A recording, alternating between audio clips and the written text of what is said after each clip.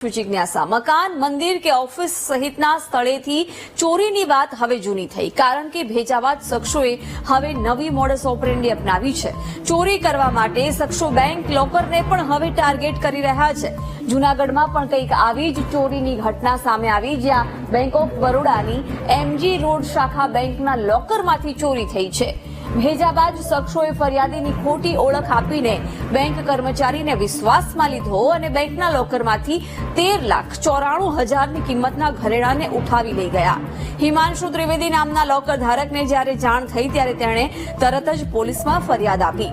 પોલીસે ઘરેણાં લઈ જનારા શખ્સોને પકડવા માટે બેંકના સીસીટીવી ફૂટેજ ચેક કર્યા છે।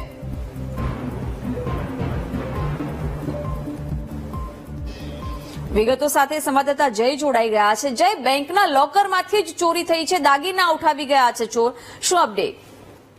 જિજ્ઞાસા, ખાસ કરીને જણાવ્યું કે જે ખાતેદારો હોય છે તે ઘરના સાવચેત ન રહેતા હોય, ઘરેણા તેને લઈ બેંકમાં લોકર ખોલાવી અને બેંકમાં લોકર ખોલાવી અને રાખતા હોય છે દાગીના। ત્યારે એમજી રોડ ઉપર આવેલ જે બેંક ઓફ બરોડાની જે ઘટના છે તેમાં 13,94 લાખના સોનાના દાગીના જે ખાતેદાર હતા તેને લોકર ખોલાવી રાખવામાં આવ્યા હતા। ત્યારે અજાણ્યા ઇસમ દ્વારા આ લોકર ખોલી અને ચોરી કરવાની ઘટના સામે આવી છે।